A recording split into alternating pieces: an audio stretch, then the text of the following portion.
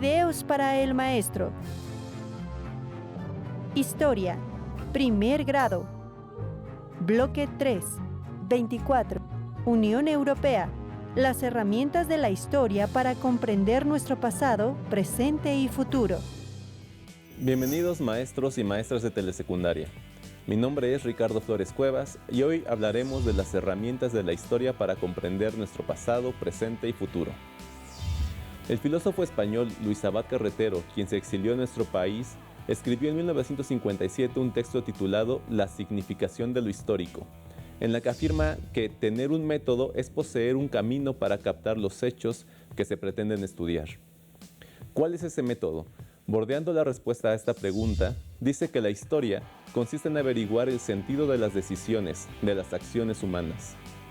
Con esta frase, lo que Abad Carretero hace es prestar atención a las acciones humanas, pues él mismo enfatiza que no podemos conocer más que el sentido de nuestras propias acciones, y sin embargo, tenemos que esforzarnos por averiguar el de las acciones ajenas. Es decir, nosotros como individuos tenemos la capacidad de analizar nuestras propias acciones, pero más complicado es interpretar las que toman otras personas en un tiempo pasado. Y para salvar este obstáculo, concluye que no podemos interpretar los actos ajenos más que por la semejanza que tengan con los nuestros.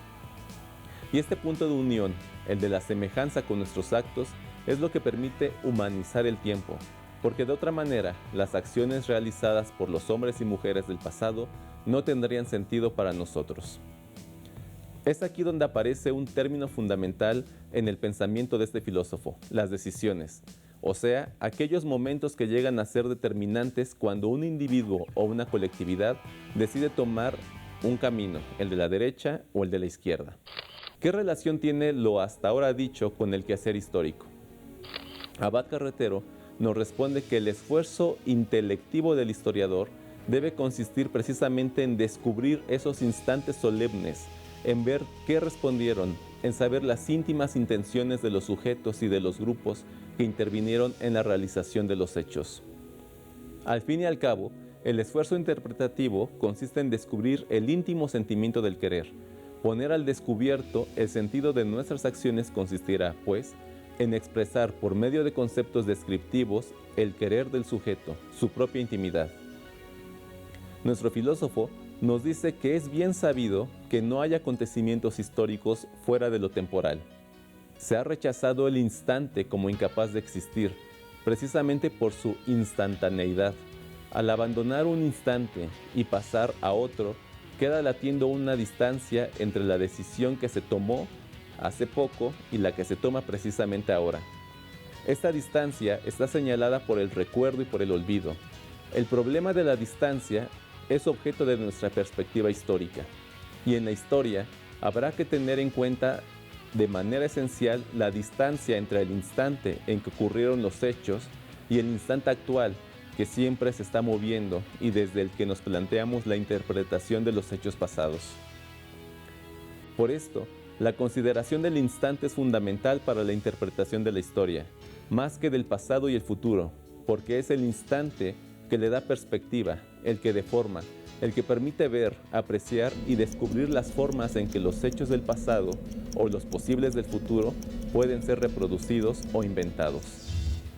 La historia, pues, responde siempre al ánimo que se tiene en el momento, al punto de vista que se adopta ahora mismo, al instante en el que estamos ahora viviendo. De la verdadera intención del personaje histórico no sabemos nada en realidad. Lo que tenemos ante nosotros es nuestro querer actual y una serie de testimonios o documentos que nos sirven para revivir aquel pasado que se ilumina con la fuerza de nuestro entusiasmo, de nuestra ilusión en ese instante y que le hacemos vivir de nuevo. Para nosotros, los hechos pasados son como los revivimos ahora mismo. Es, pues, en la distancia y en el querer actual donde tenemos las dos coordenadas básicas para llegar a situar la historia. Todo pasado está siempre en movimiento, y lo está porque puede ser de nuevo considerado en un presente posterior. Si no pudiera de nuevo revivirse, el pasado dejaría de tener posibilidades históricas. Estas derivan, pues, de la actualización. Por lo tanto, Es el instante, la actualización, lo que da historicidad al pasado. Dice Heidegger que el porvenir es la fuente principal de la historicidad y que el pasado es la fuente de la historia. El pasado y el futuro son depósitos, cajas, caudales o reales supuestas, pero si no hay una mano que las abra y entre en ellas, las tales cajas son inexistentes. Y si el hombre quiere llegar a conocer los orígenes de su vida en el tiempo, no es tampoco por saber exactamente la fecha de ese comienzo, sino por medir la fuerza de su conocimiento. Por otro lado, el poder creador del hombre consiste en inventar su futuro y reinventar su pasado. Nunca el pasado fue ni el futuro será como el hombre los ve en su presente. Con la fantasía, el humano prefigura su futuro y redescubre su pasado. Maestras y maestros, muchas gracias por su atención. Esperamos que esta información les sea de utilidad para la práctica en el aula.